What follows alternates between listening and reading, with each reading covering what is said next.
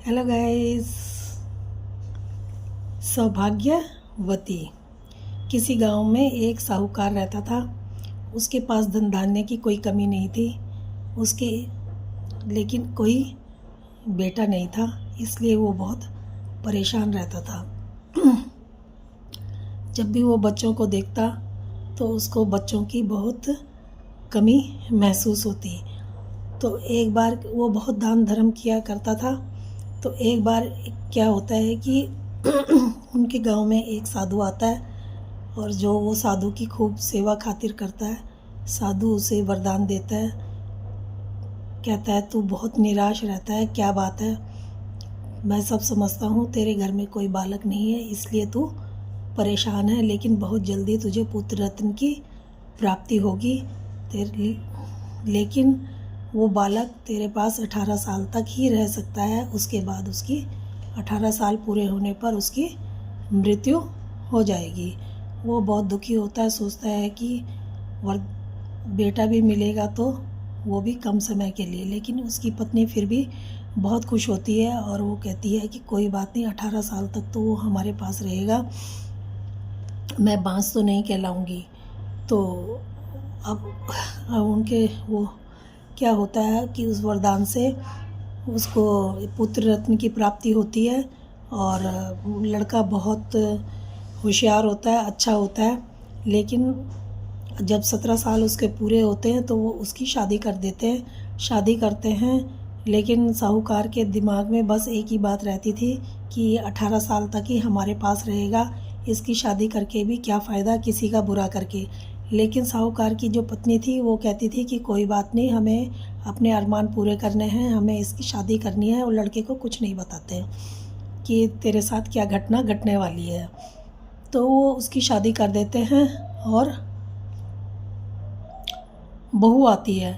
तो बहू जो है साहूकार को देखती है, सोचती है कि ये इतने उदास क्यों रहते हैं सब कुछ होते हुए भी। तो एक बार वो पूछ लेती है अपने ससुर से कि क्या बात है। तो ससुर उसको सारी बात बता देते हैं। वो कहती है कोई बात नहीं, आप चिंता मत करो, सब ठीक होगा, आप सब मेरे ऊपर छोड़ दो, बस आप 3 चीज़ें मुझे ला के दे दो और कोई भी अंदर मत आना। अब जिस दिन लास्ट दिन होता है उस दिन वो कहती है एक तो मुझे जल का लोटा भर के ला दो, एक मुझे दीपक ला दो और एक मुझे अनाज ला दो। तो ये 3 चीज़ें दे दो और कोई भी दरवाजे मत खोलना, कोई भी अंदर नहीं आना, कोई भी कुछ भी हो जाए। तो वो कहते हैं ठीक है। अब रात होती है, जो लास्ट वाला दिन होता है वो उस दिन अपने कमरे में चले जाते हैं और बहू अपने कमरे में चली जाती है। जब चली जाती है तो रात को अब यम के दूध लेने के लिए आते हैं। तो अब बहू जो है दीपक जला के पहले ही दरवाजे पे रख देती है, जिससे दीपक जब जला होता है तो वो यम के दूत अंदर प्रवेश नहीं कर पाते, क्योंकि दीपक कहता है अगर तुम अंदर आए तो मैं सब कुछ जला के राख कर दूंगा और सब आग लग जाएगी, तो कुछ नहीं बचेगा। तो वो वापस चले जाते हैं। फिर दूसरे दिन फिर वही होता है कि वो बाद में दूसरे पहर में क्या होता है कि वो जल का लोटा दरवाजे पे रख देती है। अब जब जल का लोटा दरवाजे पे रख देती है तो फिर यम के दूत और दुगने आते हैं। तो जब दुगने आते हैं फिर वो प्रवेश नहीं कर पाते। जल कहता है कि मैं सूख जाऊंगा और सब प्यासे मर जाएंगे, मेरा पहरा है यहाँ पर, कोई भी अंदर नहीं आ सकता। वो फिर वापस चले जाते हैं। फिर वो तीसरे पहर में फिर वो वहाँ पर अनाज बिछा देती है दरवाजे पे। तो फिर वो अंदर नहीं आ सकते। फिर वो क्या कहते हैं कि जब वो सब वापस चले जाते हैं तो बेमाता उनको जो है बहुत डांटती है, गुस्सा करती है कि मैंने तुम्हें उसको लेने के लिए भेजा था और तुम खाली हाथ बार बार चले आ रहे हो, क्या बात है, अब मैं जाती हूँ। तो बेमाता खुद ही आती हैं उस लड़के को लेने के लिए कि चलो अब मैं जाती हूँ, देखती हूँ वहाँ जाके।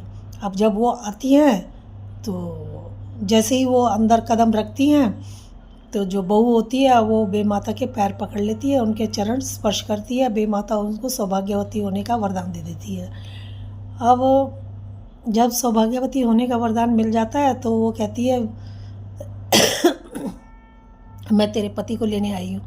वो कहती है कि कैसे ले जा सकती हो, आप ही ने तो मुझे सौभाग्यवती होने का वरदान दिया है। जब आपने ये वरदान मुझे दिया है तो आप मेरे पति को ले जाओगे तो मैं सौभाग्यवती कहाँ से रहूँगी। तो इसलिए वो बेमाता अपने ही वचनों से बंध जाती है और उसके पति को नहीं ले जा सकती और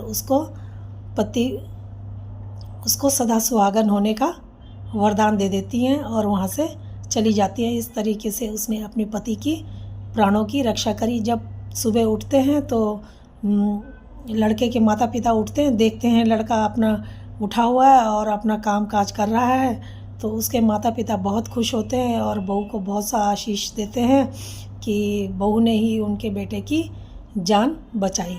तो दोस्तों, आपको ये कहानी कैसी लगी? अगर अच्छी लगी हो तो प्लीज़ लाइक और सब्सक्राइब ज़रूर करना। धन्यवाद।